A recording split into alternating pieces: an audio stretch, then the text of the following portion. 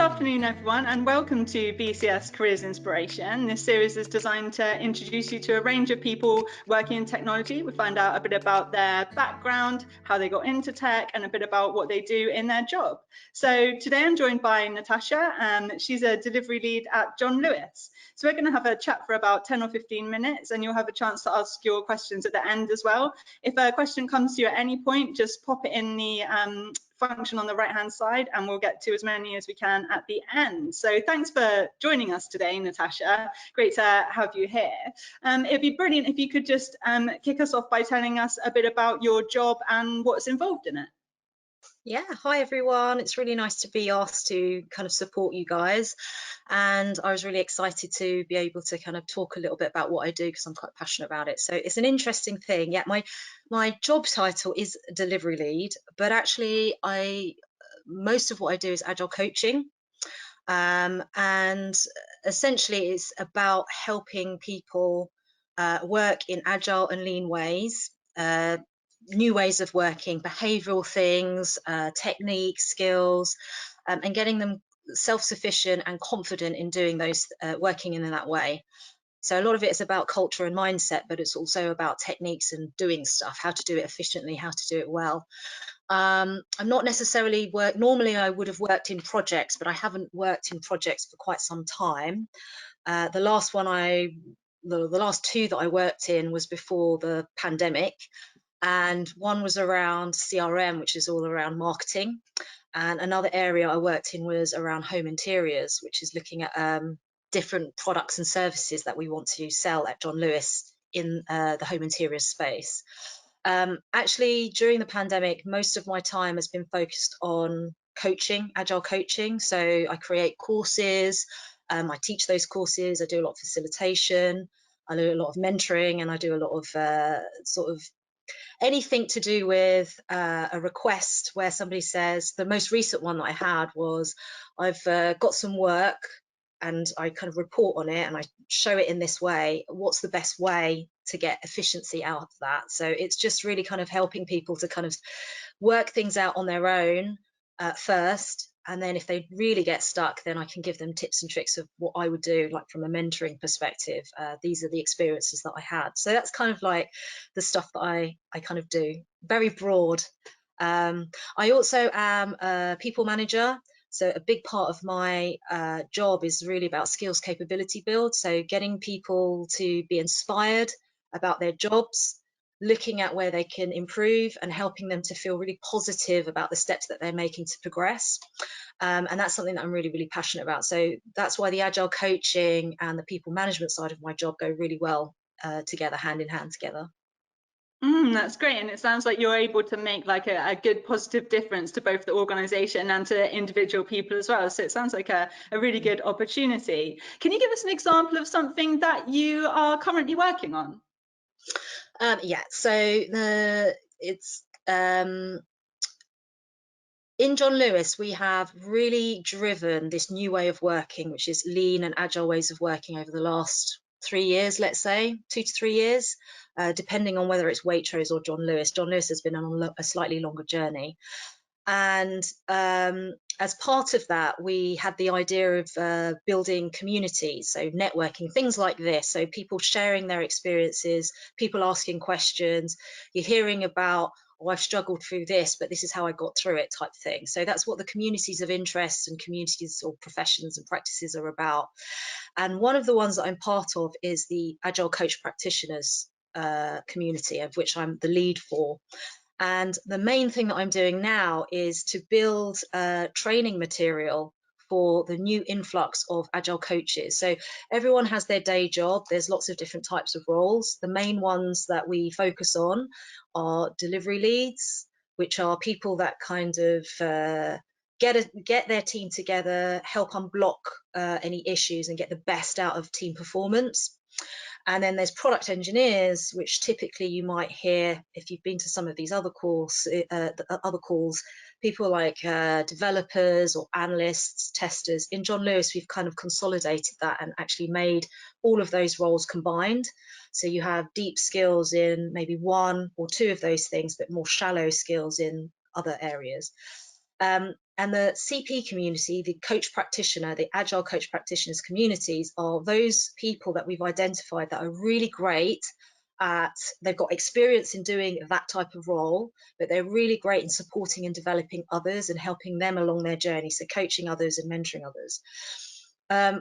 We're just going through a bit of a reorg at the moment, and we've identified that when we get through that process of everyone getting into new roles, then we will need to get more coach practitioners like myself and the community that we have. So I'm building a bit of a strategy around the training program and the selection program, and getting all of the remaining coaches up to the same level as me so that they can impart that knowledge on to the new coach practitioners. So that's kind of what I'm doing at the moment. Amazing, thank you. And it'd be really great to know a bit about how you got to where you are today, a bit about your background. Were you always My sort of history. interested in working in the types of thing you're doing now, or how did you get to where you are, I guess? Okay, this is the great question and the best question that you could ask me. So when I was young, which is a long time ago for me, when I was younger, if you asked me what I wanted to be when I was 5 years old, I did not envisage any of the work that I'm doing now, right? And that's probably going to be relatable to you guys. If you go back and think when you were 5 years old, what did you want to be? I wanted to be a firefighter.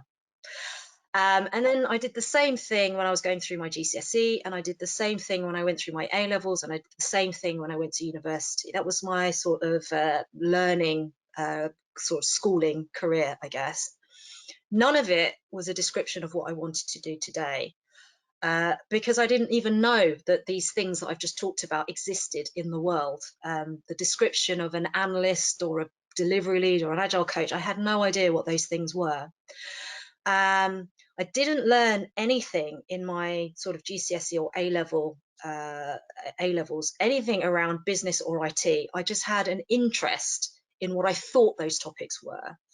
I, in fact, took a year out after my A levels for lots of different reasons, mainly because I didn't really know what I wanted to do as a career or what I wanted to study. I knew I wanted to study further, but I didn't know what.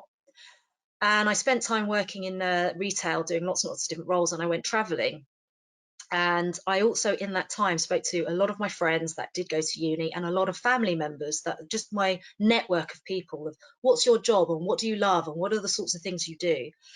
And more I started thinking, oh, there's stuff around IT and business that sound quite exciting and interesting. I thought it'd be quite a good thing to do.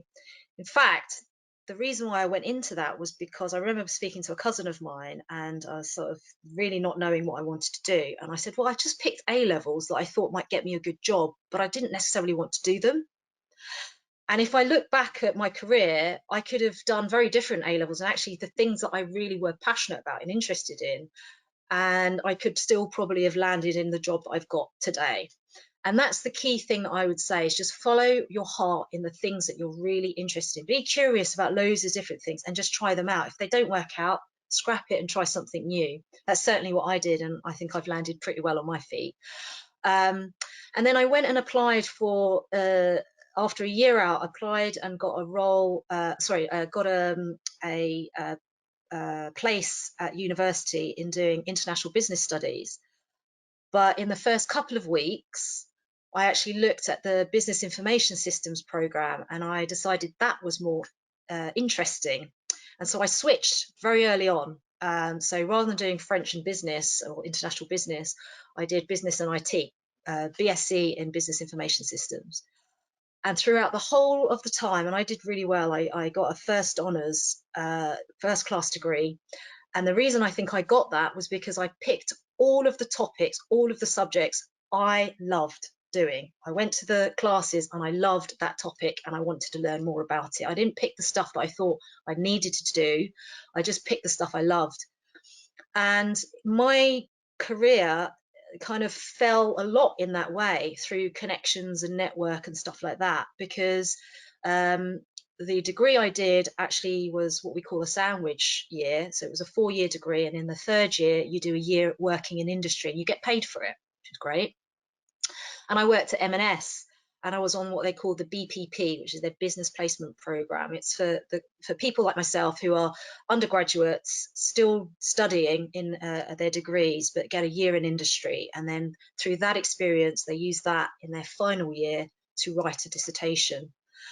And I absolutely loved it, and I really connected into that, the people manager I had there, and they helped shape me into thinking about different careers, avenues in technology. I learned so much about the world of technology. Everyone thinks that IT is being someone who fixes your computer, or how to fix some software, but actually there's tons, and I mean there are dozens and dozens and dozens of different roles in IT. And actually, the most important thing is, in all of those roles, there are what we call transferable skills, skills that you can use in more than one of those roles, which is this idea, as I say, getting a depth of skills and knowledge, but also shallow depth of knowledge and skills. And I did the placement program, finished my degree, and then went into their graduate program. After that, I was headhunted, very luckily, to join a startup, but I didn't want to join. I wanted to finish my rotation in my graduate scheme, which was excellent. I would recommend people doing either apprenticeships or graduate schemes or equivalents, because you just get a flavour of rotating in different types of roles. And I wanted to finish that to kind of get all of that experience. And they luckily, a year after me finishing, came back and asked me, "Are you ready now?" And I joined. So going from a massive company with thousands and thousands, tens of thousands of employees to 10 employees, I was a little bit scared, a little bit. This was probably in my mid-20s by this time. And I loved that experience. In fact, it was probably the best one, apart from John Lewis, it was the best place I worked, because I had such a huge amount of responsibility. Working in a startup, you don't have many people. So this T-shaping I talked about, getting lots of different skills, you have to do. You have to dip your hands in lots of different pies. I wrote the employee handbook, for example. I did some HR and finance stuff.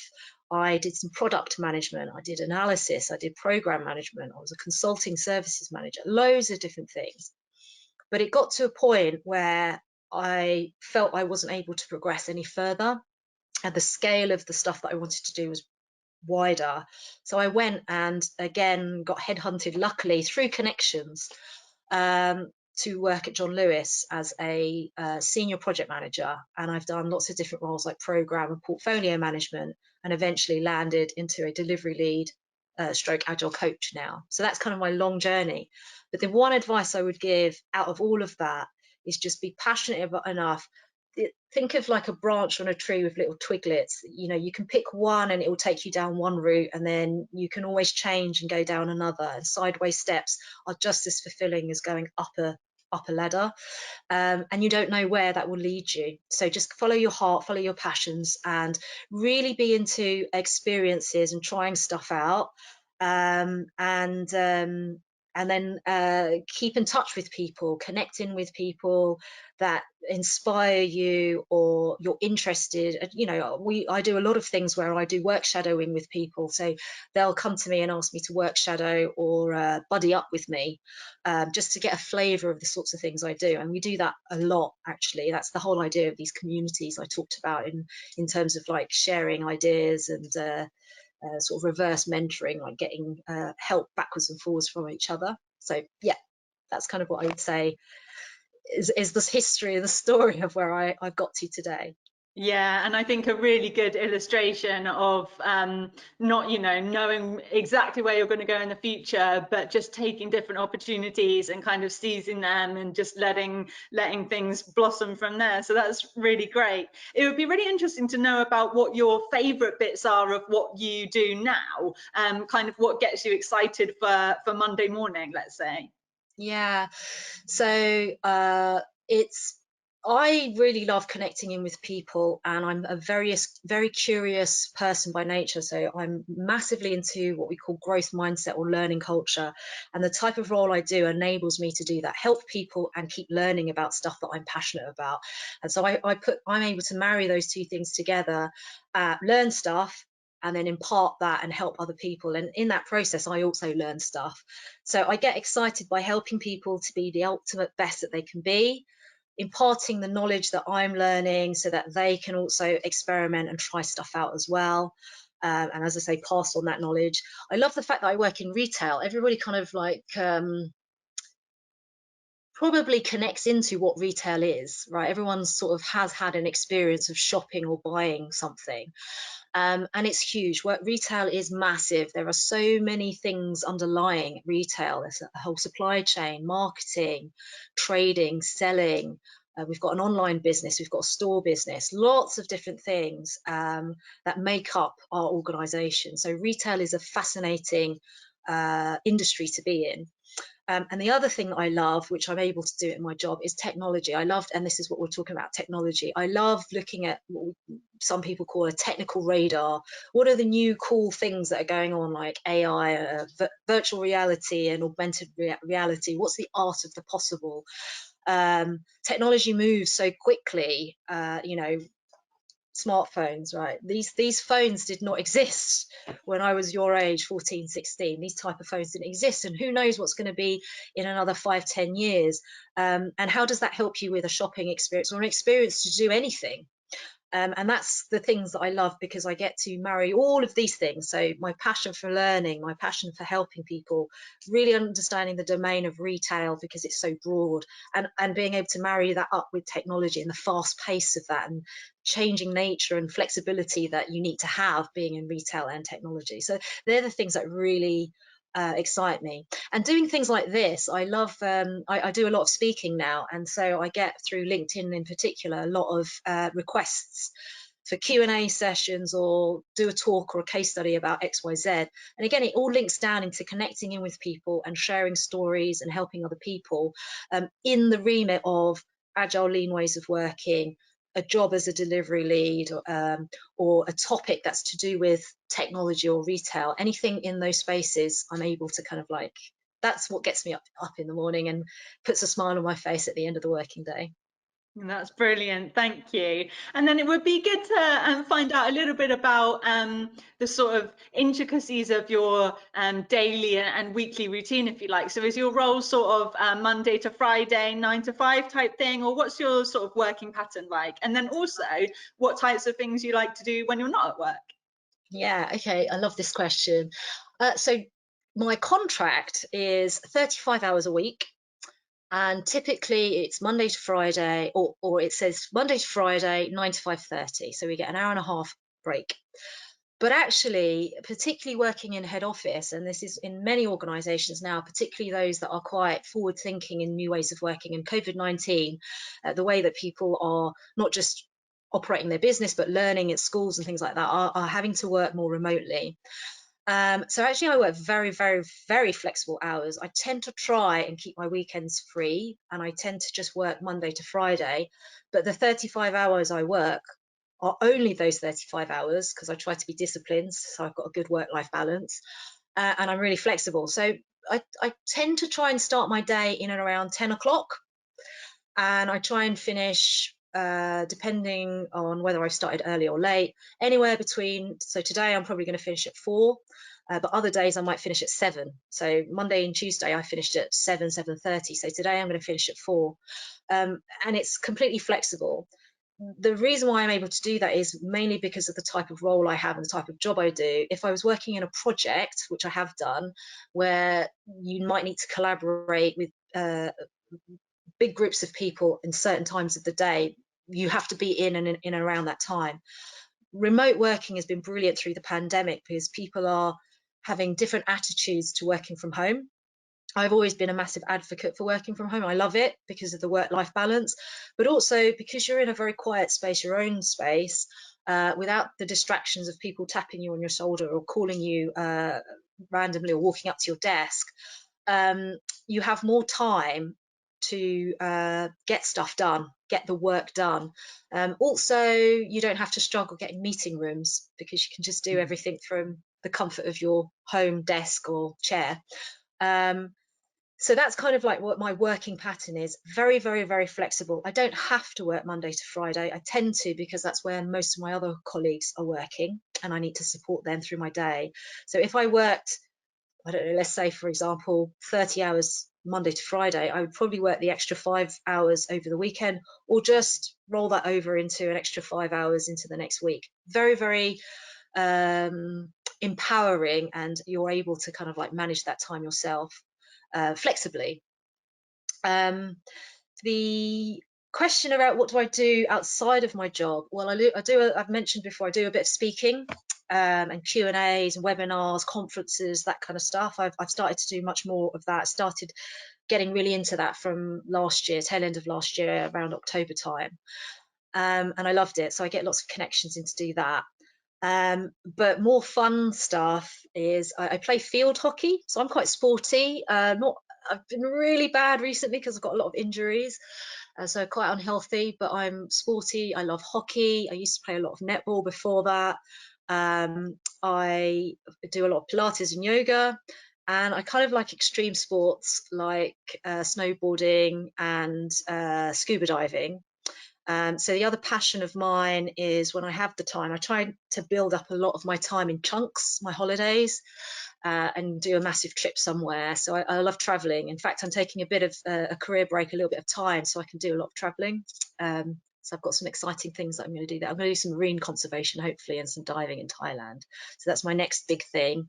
And I love hiking, so I'm also going to try and climb Mount Kilimanjaro next year.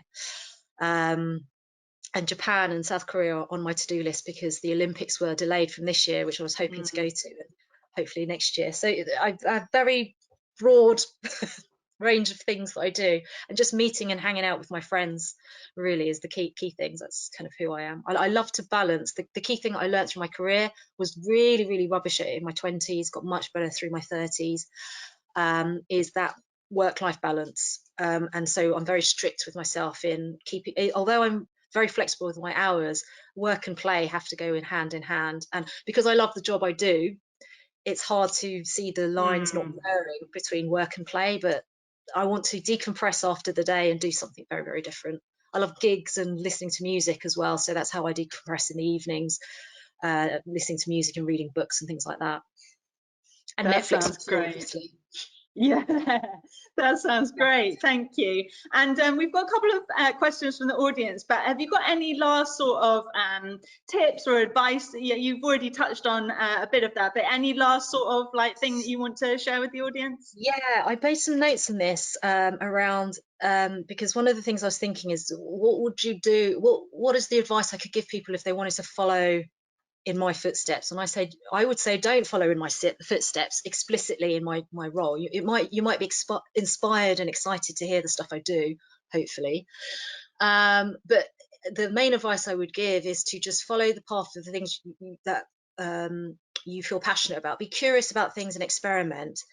But in terms of the skills, I think to get me to where I am today, and they were relevant, and they are relevant skills throughout the whole of my career, regardless of the job title and type of job that I've done, is empathy, really understanding people. Empathy is built on relationships with people, and generally most jobs you're going to have to interact with at least one other individual, groups of individuals. So really work on your empathy and getting to understand the person behind the job title, right? Get to know who that person is and what their motivations are, because you get to build really good collaboration and relationships with them by having really strong connections and empathy.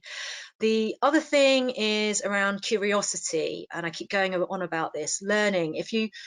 There's this theory around motivation and what we call intrinsic motivation, which comes from deep within you. It's not coming from reward or punishment. It's from, I'm really passionate about this, so it's going to motivate me if I can keep doing what I love doing. So be really curious about stuff and experiment, and don't worry about making a mistake or failing, because you can always learn from something that didn't go well. So always try and see the flip side of something not going brilliantly. How can you learn something from that experience? So be really curious and fail quickly and learn something from that failure, because actually those are the stories that people want to hear about. When it went wrong for you in X scenario, if you're able to say how you felt and what you went through in that process, that's really powerful, and that's what inspires people.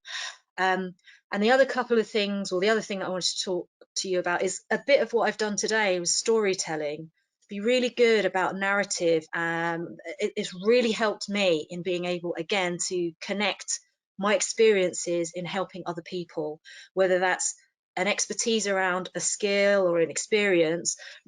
I've taught myself communication skills in the art of storytelling and being able to kind of give an arc and what is the key message that I want to get out of people. And hopefully that storytelling becomes a two-way thing in a conversation, and you can also take from that storytelling and the narrative something back from the storytelling that you have given as well. So they're probably the skills that I think I've worked on all throughout my career that are transferable and that are really helpful in any role I think that you pursue.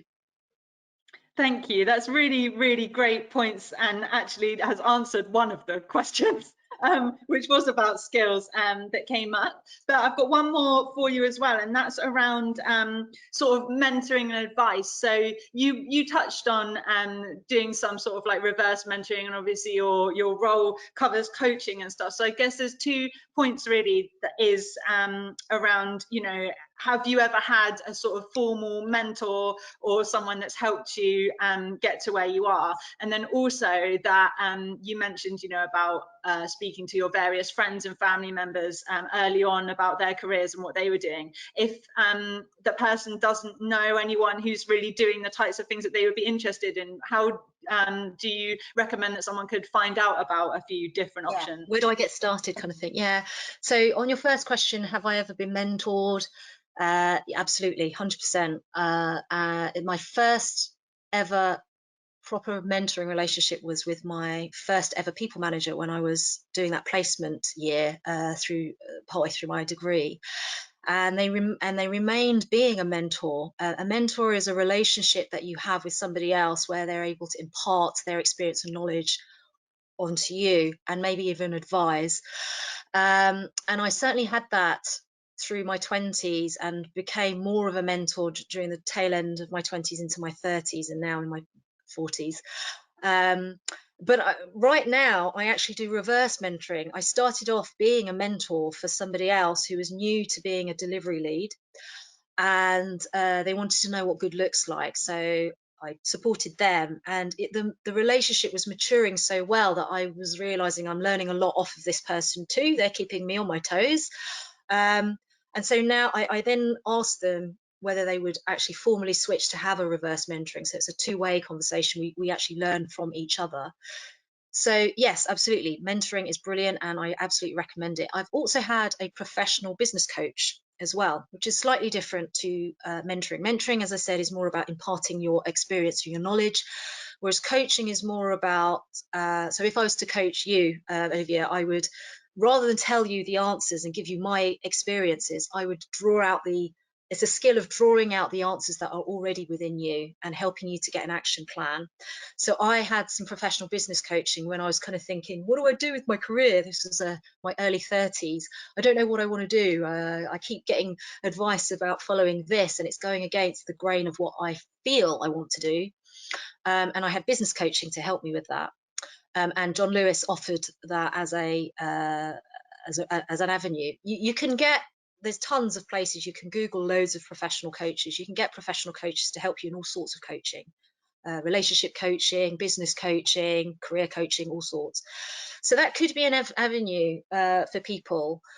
Also, if you're struggling about mentoring, there is nothing stopping you from just going to somebody who inspires you. Somebody that you've heard talk about, whether it's a teacher, whether it's a peer, whether it's someone like myself that you've heard. I'm very open to mentoring people as well, or, you know, doing work experience and stuff like that and helping people through those journeys. Just speak to people in your network. A lot of things around getting jobs now in the last 5 years, I would say, is a lot around networking. It's not the classic go and send your CV into an agency and the agency goes and finds you. Yes, they do that, but a lot of it is through the power of networking, the connections you make over time.